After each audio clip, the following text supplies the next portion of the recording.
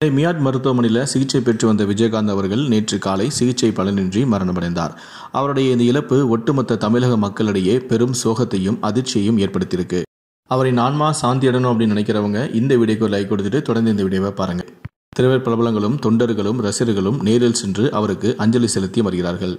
எல்லோரும் அஞ்சலி செலுத்திட்டு வரக்கூடிய நிலையில பல படங்கள் ஒன்றாக நடித்த வடிவேலு ஏன் இன்னும் விஜயகாந்தோட அஞ்சலி செலுத்த வரல அப்படின்னு சொல்லி பலரும் கேள்வி எழுப்பிட்டு வராங்க. நேரில் வர முடியாட்டா கூட ஏன் சமூக வலைத்தளங்கள் மூலமாக கூட அவர் இரங்கல் தெரிவிக்கல அப்படின்னு சொல்லி வடிவேலு மேலே பலரும் கோபமாக இருக்காங்க. இதனால வடிவேலுவை சமூக வலைத்தளங்களை பலரும் மோசமான வார்த்தைகளால் கடுமையாக திட்டிட்டும் வராங்க. கேப்டன் விஜயகாந்துக்கு அஞ்சலி செலுத்த நேத்திலிருந்து மக்கள் கூட்டம் அலைமோதிக்கிட்டே இருக்கு. இப்படி மக்கள் அதிகமாக அஞ்சலி செலுத்துறாங்க. தன்னுடன் பணியாற்றக்கூடிய நபர்கள் அஞ்சலி செலுத்துறாங்க. திரைப்படங்கள் அரசியல்வாதிகள் பலரும் அஞ்சலி செலுத்துறாங்கன்னா அந்த மனுஷன் எந்த அளவுக்கு மக்களுடைய மனதில் இடம் பிடிச்சிருக்கணும். ஸோ அப்படிப்பட்ட ஒரு மனுஷனை கூட வடிவேல் பார்க்கலையே அப்படின்னு சொல்லி பலரும் கோபப்படுறாங்க. தமிழ் திரையுலகில் விஜயகாந்த் கொடிக்கட்டி பறந்த சமயத்தில் வடிவேலுக்கு பல படங்களில் வாய்ப்பு ஏற்படுத்தி கொடுத்தவர் தான் விஜயகாந்த் வடிவேலுக்கு இடையே நல்ல நட்பு இருந்து வந்துச்சு. ஒரு கட்டத்தில் இருவருக்கும் இடையே மோதல் ஏற்பட்டுச்சு. அதுக்கு காரணம் என்னன்னா, சின்ன கவுண்டர் படத்தில் விஜயகாந்துக்கு வடிவேலு குடைபிடித்து கொண்டு வருவார். அவருக்கு சம்பளம் 250 ரூபா தான். ஆனால் திடீரென வடிவேலுக்கு வசதி வந்துருச்சு. இதனால விஜயகாந்த் இருக்கக்கூடிய தெருவிலேயே அவர் ஒரு வீடு வாங்கினார். அந்த சமயத்தில் விஜயகாந்துடைய உறவினர் ஒருவர் இறந்து போயிட்டார். அவருக்கு வடிவேலுடைய வீட்டிற்கு எதிர் வீடு தான். துக்கம் விசாரிக்க வந்த விஜயகாந்துடைய சொந்தக்காரங்க வடிவேலு வீட்டுக்கு முன்பக்கம் அவங்களுடைய வாகனத்தை நிறுத்தியிருந்தாங்க. இதனால வடிவேலு கோபப்பட்டு வண்டியை எடுக்குமாறு சொல்லியிருக்காரு. அப்போ விஜயகாந்தோட உறவினர்கள் சொல்லியிருக்காங்க, சடலத்தை எடுத்த உடனே நாங்கள் வண்டி எடுத்துருவோம், நாங்கள் பாட்டு புறப்பட்டு போயிடுவோம், கொஞ்சம் அட்ஜஸ்ட் பண்ணிக்கோங்க அப்படின்னு சொல்லி விஜயகாந்தோட உறவினர்கள் சொல்லியிருக்காங்க. ஆனால் அதுக்கு விஜயகாந்த் பெரிய இதுவா அப்படின்னு சொல்லி வடிவேலு பேசியிருக்காரு. இதனால ஆத்திரமடைந்த விஜயகாந்தோடைய உறவினர்கள் வடிவேலை அடிச்சிட்டாங்க. அதன் பின்னர் தான் அவர் தேர்தல் நேரத்தில் அந்த பிரச்சனையை வச்சு விஸ்வரூபம் எடுத்தார்.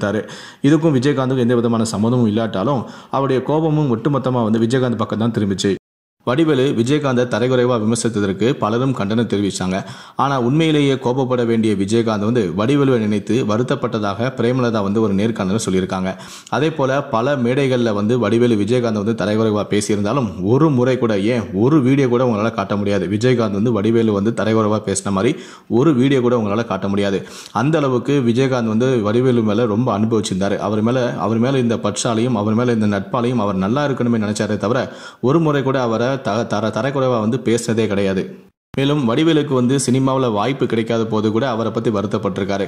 இவரெல்லாம் பிறவி கலைஞன், எல்லா தயாரிப்பாளரும் அவருக்கு வாய்ப்பு கொடுக்கணும் அப்படின்னு சொல்லியும் விஜயகாந்த் தனக்கு தெரிந்த தயாரிப்பாளர்கிட்ட வடிவேலுக்கு வாய்ப்பு கொடுங்க அப்படின்னு சொல்லியும் கேட்டிருக்காரு. தன்னை தரைக்குறைவாக பேசின மனுஷனுக்காக அவர் இறங்கி போய் வாய்ப்பு கேட்டிருக்காரு. சின்ன கவுண்டர் படத்தில் வடிவேலு நடிக்க வைக்கக்கூடாது அப்படின்னு சொல்லி கவுண்டமணி சொல்லிட்டாரு.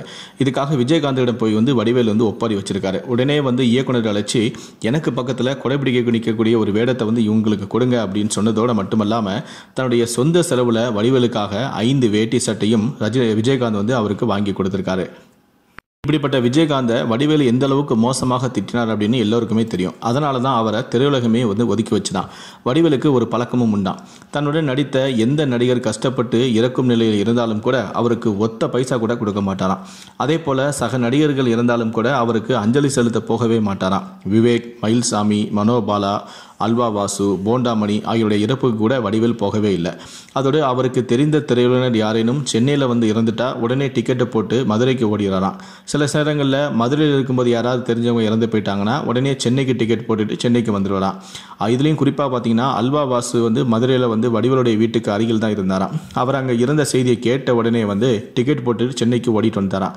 இவருடைய சாவுக்கெல்லாம் எவன் போவான் அப்படிங்கிற மாதிரி அவர் பாட்டுக்கு கிளம்பி சென்னைக்கு வந்துட்டாராம். எனவே இவருடைய இறப்புக்கே போகாத வடிவேலு விஜயகாந்தோட மரணத்துக்கு அஞ்சலி செலுத்த கண்டிப்பாக வரவே மாட்டார். இந்த அளவுக்கு ஒருத்தர் மேலே வன்மையோடு இருப்பாங்களா? அவர் இறந்து போயிட்டாரு, கடைசியாக அவரை போய் பார்த்து அவருக்கு அஞ்சலி செலுத்தணும் கூட வடிவேலுக்கு தெரிய மாட்டேங்க. இப்படிப்பட்ட ஒரு கலைஞனா அப்படின்னு சொல்லி எல்லாருமே அவரை திட்டிட்டு வராங்க. விஜயகாந்த் பல பேருக்கு உதவி செஞ்சிருக்காரு. அவர் செஞ்ச இந்த உதவிக்காக தான் பல பேர் அவரை பார்க்க வராங்க. அவரை நேரடியாக உதவின பல பேர் இருக்காங்க, இன்டெரக்டாக உதவின பல பேர் இருக்காங்க. ஸோ அந்த அளவுக்கு ஒரு நல்ல மனுஷனை பார்க்கறதுக்காக இன்னைக்கு சென்னைக்கு வெளியூர்ல இருந்தெல்லாம் மக்கள் வந்துட்டு இருக்காங்க. சென்னையே இன்னைக்கு டிராஃபிக் ஜாமால நிரம்பி இருக்குன்னா அதுக்கு காரணம் விஜயகாந்தோடைய அஞ்சலி நிகழ்ச்சிக்காக தான். அந்த அளவுக்கு விஜயகாந்த் எல்லாருடைய மனசுலையும் இடம் பிடிச்சிருக்காரு. நிச்சயமா வடிவேலு தன்னுடைய செயலுக்காக அனுபவிப்பாரு. காலம் அவருக்கு கண்டிப்பாக பதில் சொல்லணும் அப்படின்னு சொல்லி விஜயகாந்தோடைய ரசிகர்களும் தொண்டர்களும் தங்களுடைய ஆதங்கத்தை வெளிப்படுத்திட்டு வராங்க. சினிமாவில் தன்னை வளர்த்தவர்களில் ஒருவரான விஜயகாந்தை கூட வடிவேலு நேரில் சென்று பார்க்காத இந்த சம்பவத்தை பற்றி, அவருக்கு நேரில் சென்று அஞ்சலி செலுத்தாத சம்பவத்தை பற்றி உங்களுடைய கருத்துக்கள் என்ன அப்படிங்கிறத கீழே இருக்கக்கூடிய கமெண்ட் செக்ஷனில் மறக்காமல் சொல்லுங்கள். முடிந்த அளவுக்கு இந்த வீடியோவை மற்றவங்களுக்கும் ஷேர் பண்ணுங்கள். மேலும் இது போன்ற பல வீடியோக்களை பார்க்கணும் அப்படின்னு நினச்சிங்கன்னா மறக்காமல் சேனலை சப்ஸ்கிரைப் பண்ணுங்கள். நன்றி, வணக்கம்.